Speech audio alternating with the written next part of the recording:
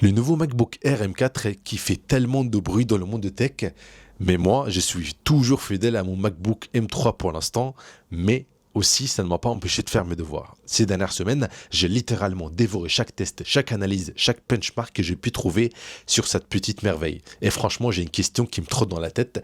Est-ce que mon M3 Pro est vraiment nécessaire pour ce que je fais au quotidien?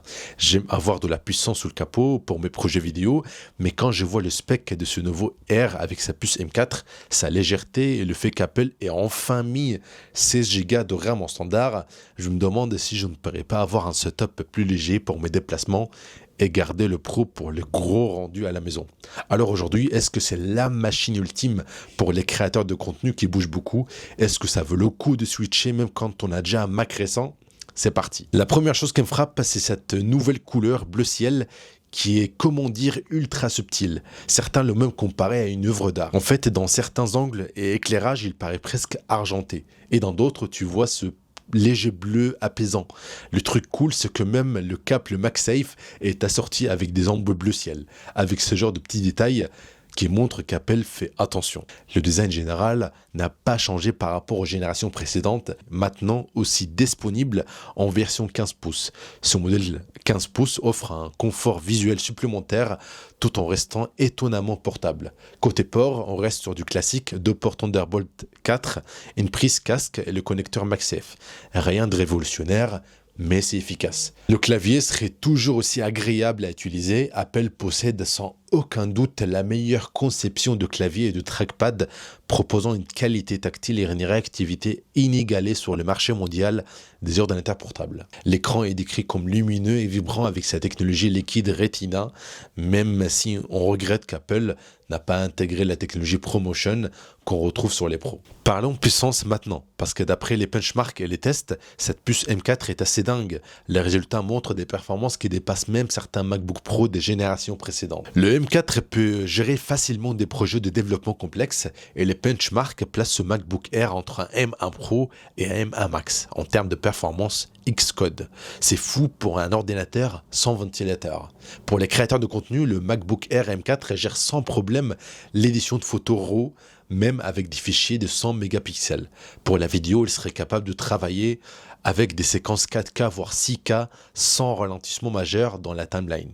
Le plus impressionnant, c'est que tout ça se fait dans un silence total. Pas de ventilateur qui s'emballe. Bien sûr, en poussant la machine très fort pendant longtemps, elle va tortoler un peu, c'est-à-dire ralentir pour éviter la surchauffe, mais pour 90% des usages, même créatifs, ça ne posera aucun problème.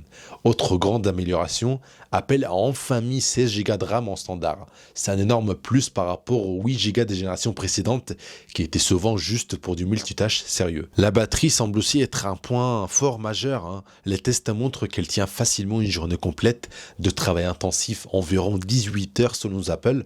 Mais bon, les tests révèlent qu'après plusieurs heures d'utilisation, incluant de benchmark intensif et même du gaming via Parsec, la batterie tient étonnamment bien la charge. La webcam est passée à 12 mégapixels avec Center Stage. C'est la caméra qui te suit quand tu bouges en gros, plus la fonction Desk View qui permet de montrer ce qu'il y a sur ton bureau pendant un appel. C'est vraiment pratique pour les visioconférences. Alors maintenant, la question qui tue. Faut-il craquer pour ce MacBook Air M4? D'abord, parlons thunes. Apple a baissé le prix. Le modèle de base est revenu à 999 $ aux États-Unis contre 1199 pour le M3. Bon, en France, on est à 1199 € pour le 13 pouces. Et rappelons qu'on a maintenant 16 Go de RAM en standard, ce qui change tout. Si tu as un MacBook Intel, même pas besoin de réfléchir, oui, saute le pas. La différence serait juste abyssale en termes de performance, d'autonomie et même de confort d'utilisation. Adieu la ventilateur qui hurle. Si tu as un M1, c'est plus nuancé. Le M4 est clairement meilleur. Et environ 2 fois plus de puissance selon les benchmarks partagés dans les vidéos.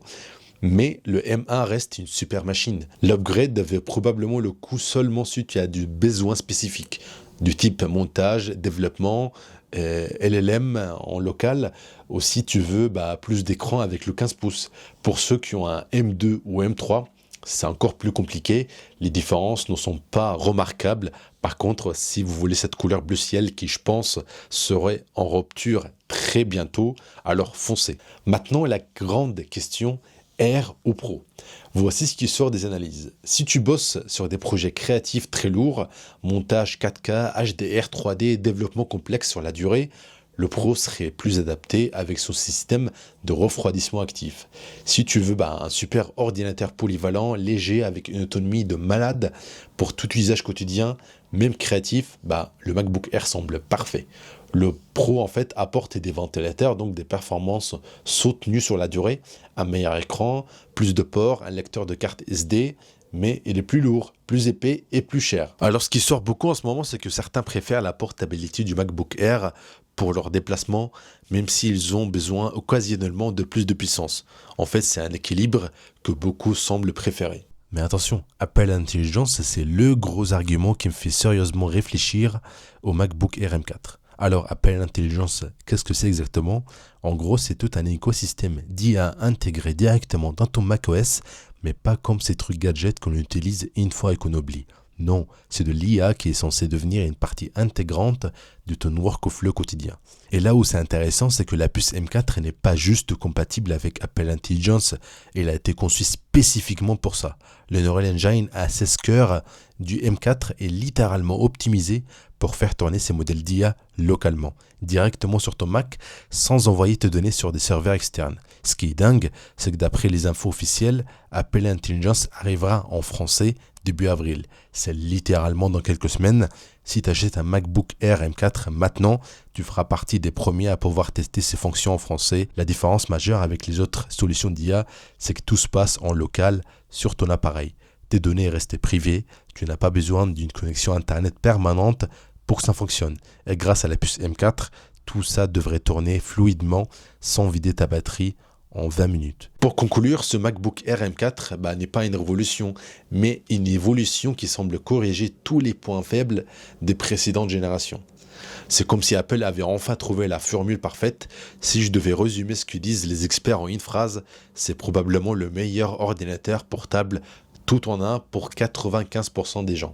Perso, je suis vraiment tenté. Je n'ai pas encore sauté le pas, mais après avoir compilé toutes ces infos pour vous, je sens que mon portefeuille va bientôt s'offrir. Maintenant, j'ai une vraie question pour vous. Vous êtes plutôt équipe Air ultra portable ou plutôt Pro ultra puissant? Dites-moi en commentaire. Si cette vidéo vous a plu, vous savez quoi faire. Je vous dis à la semaine prochaine pour qui sait peut-être un unboxing de ce fameux MacBook Air M4 si j'ai craque d'ici là. Allez, à très vite.